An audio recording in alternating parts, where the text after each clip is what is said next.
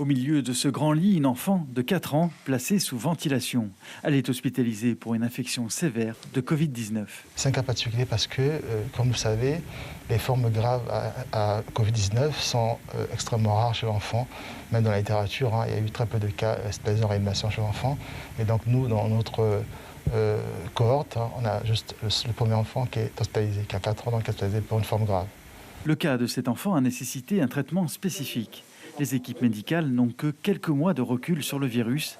Les données sont rares en ce qui concerne les formes graves chez l'enfant. Le Kaletra, c'est un antirétroviral. Donc c'est un traitement qui est utilisé, reconnu dans l'infection à VIH, donc la forme cirrhose chez l'enfant, que nous maîtrisons puisqu'on l'utilise régulièrement, qui est un traitement bien toléré, bien supporté, et qui s'est avéré dans certains essais cliniques, notamment chez les adultes, être également efficace vis-à-vis de la Covid-19. Les autres enfants hospitalisés ici présentent des formes moins préoccupantes. Le plus jeune d'entre eux est âgé de 10 jours. Le jeune Liam, pour sa part, a 5 mois.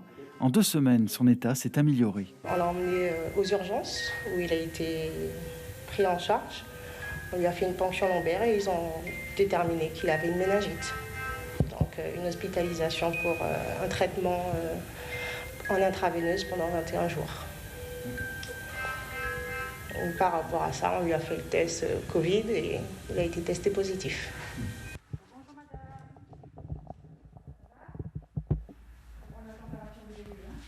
Le service de pédiatrie de l'hôpital de Cayenne s'est entièrement réorganisé.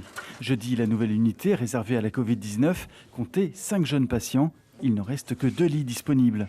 La capacité peut toutefois être poussée à 11 lits, à condition d'obtenir des renforts.